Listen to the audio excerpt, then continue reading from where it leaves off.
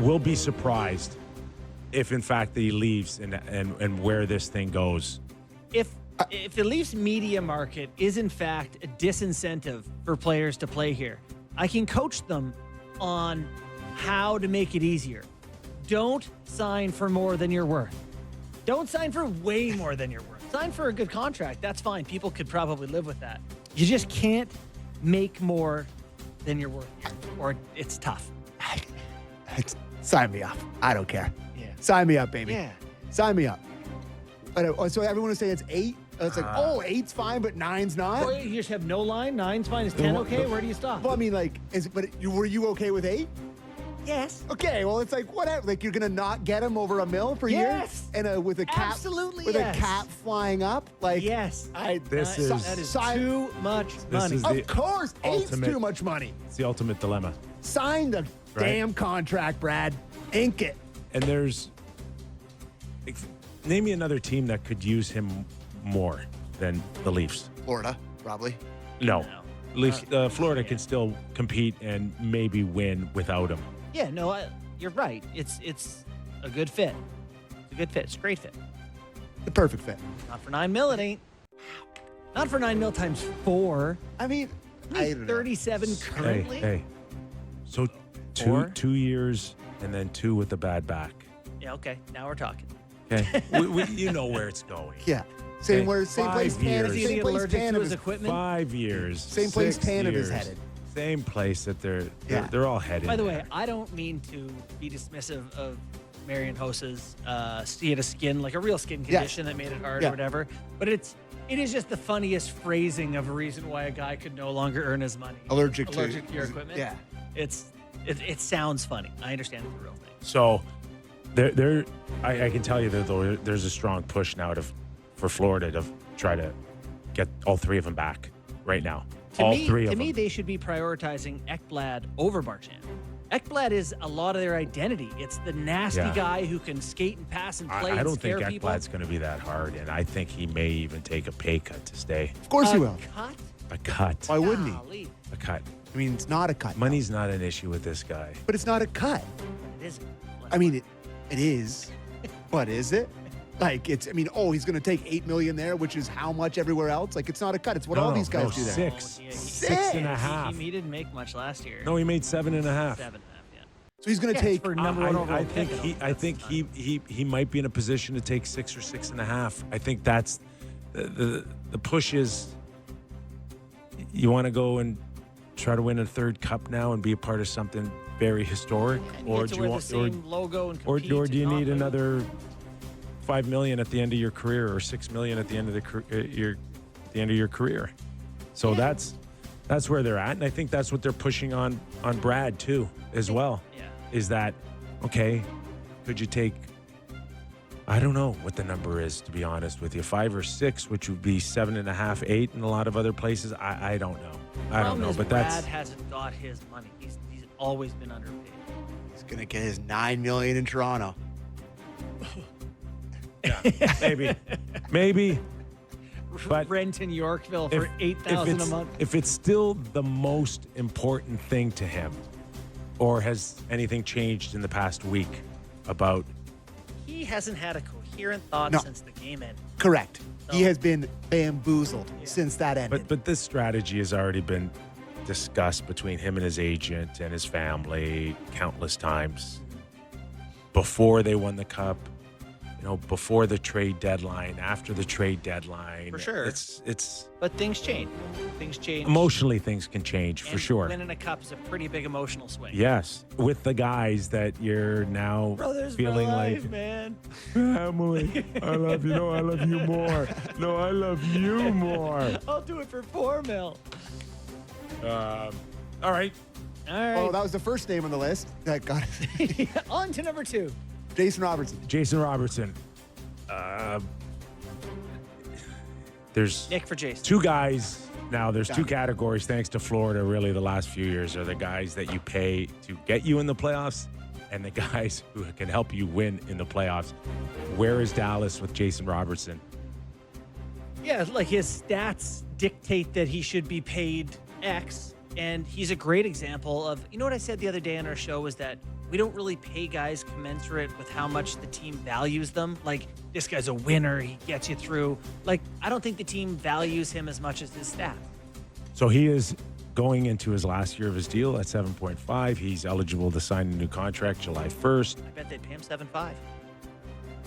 The ask could be between 11 and 12 million. That's what I mean. AAV. I'm sure they'd be happy to keep paying him that. You think that they pay him 12 million? No, I'm saying that what he's currently making. Oh, like, yes. I bet they. But okay, so tell me if you're Jim Nill now, and he's asked for a 7 or 8 year deal at 11.5. Where are you on Jason Robertson? Yeah, it's a great question. Yeah, he's obviously he scored 50 in the league, and he's Twice 40. twice 40's out. Sorry, he's 25 years old. He's He's a talent. 6'3", 200. Tough to come by. Caps going up. 10 and a half. We have no taxes. So I've got him and Martin Nakash in the same category, right? Where they're point of game players. They're ultra talented. Yeah. Guys that can help I'll you. take Robertson over Natchez for sure. Agree. Can get you in the playoffs all day long, but can they get you through Can I to tell a you Stanley Cup final? my Toronto Maple Leafs concern these days? I think they're going to be under-talented. Like, I thought they had a talent deficit with Florida in that series. I think losing Marner is a massive blow to the talent level, and there's this big push to get more like Florida, heavier, more Carlo, more McCabe, more Tanev. You know, what about hockey? Who's going to go make the plays? Like, in games where you need one, you got to start looking for a couple guys who can get you one. Yeah. I think I'm concerned about the talent level of the team in the absence of Marner. So some of these names appeal. You got guys that are question marks: Natchez, Robertson, Elias Pettersson. You don't know what you're going to get some night. Boy, you need talent. Gotta have talent. And it's short around the league. Like the players that you're talking about. 32 teams. It's getting harder to find them. Very much so. I mean, this conversation's quite funny. Given Marner, Yeah. he's got to go. Who's that? Sorry, I missed No, that. it's just I said he's gotta go. Yeah, it's just Like, we like the can't have Marner that conversation. It's like, Yes. boy, if they could ever find Yes. a 100-point Selke level winger who's really good in all situations. God, if they could ever find a guy like that. But there's Homegrown. there's certain markets that like are so emotional based on lack of playoffs. It's like get rid of him, get rid of him, and it's like hold on for a second.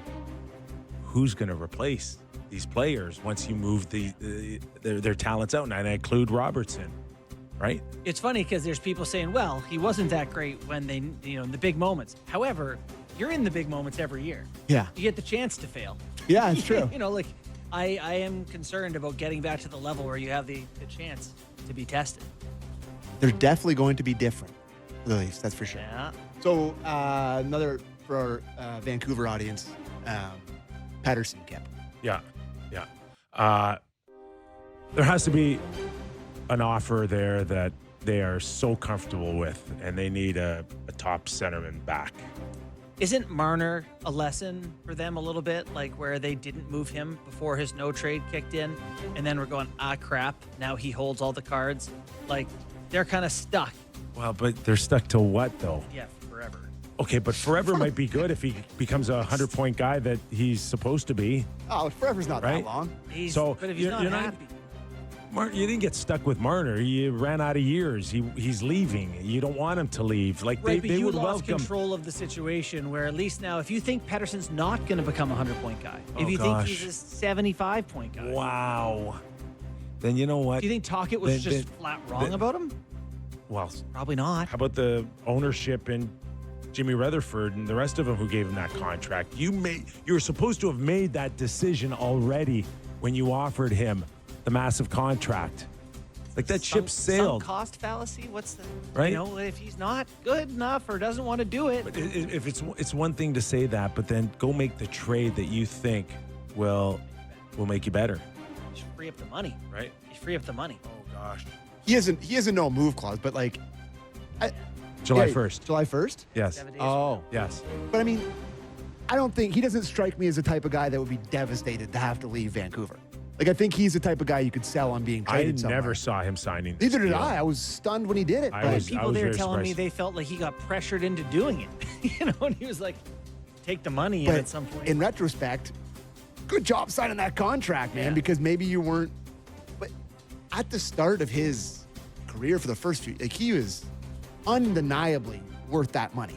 Like he really, really was a great player for the Right. first. Like So what was last year? Was that I don't he just know. didn't wanna? I do not know. Yeah. I do not know, and that would scare me to the. I don't think he'd be that type of guy. Even if you went past July 1st with him, he doesn't strike me as the guy that says, I don't want to go anywhere. Like if it continued to go down the path where he's not happy, the team's not happy, and the fan base is screaming, he strikes me as a guy that'll work with the organization to say, okay, just find me a spot here. I don't think You it's don't think they should trade?